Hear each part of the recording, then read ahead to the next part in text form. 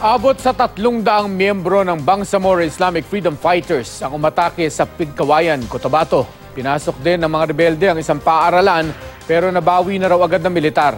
Makibalita tayo kay Emil Sumangil. Alas 4 kanina ng umaga, umatake ang mga miyembro ng Bangsamoro Islamic Freedom Fighters sa detachment ng CAFGO sa Barangay Simsiman, Pigkawayan, Cotabato. Inatake rin ang outpost ng Barangay Peacekeeping Action Team sa Barangay Malagakit. Nauwi ang pag-atake sa barilan sa pagitan ng militar at BIFF.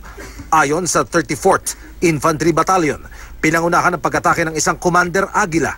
Pinasok nila yung isang barangay, no, which is more or less 8 kilometers galing dito sa sentro, no, sa Pigkawayan. And that is along the marshy, yung marshland. Nagkaroon ng firefight. Pinasok din daw ng mga bandido ang Malagakit Elementary School habang umaatras sa bakbakan. 5 ang napabalitang dinukot ng mga bandido para gawin umanong human shields. Pero sa impormasyong nakuha ng militar, sinabi raw ng BIFF na hindi nila intensyong dumukot ng mga sibilyan. Hindi patukoy ng militar kung napakawala na ang mga ito. Ito pong ginawa ng BIFF ay isang opportunistic activity. Nakita nila na may magkakataon, so ipinamalas nila yung kanilang kakayahan na kaya nilang gawin ito, pero sa mabuting palad, hindi nila na matagumpay na nagawa ito. It's already resolved actually. They've withdrawn from the area. They're no longer there.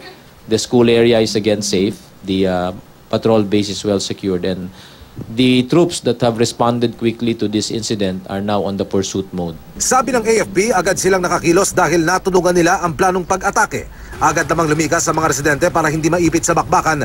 Pansamantalang kinansela ng Department of Education Cotabato ang klase sa mahigit 50 paaralan sa probinsya. Sa pagtataya nila, mahigit 15,000 estudyante at guro ang apektado. Paglilinaw ng AFP, walang kaugnayan na nangyaring pag-atake sa bakbakan sa Marawi.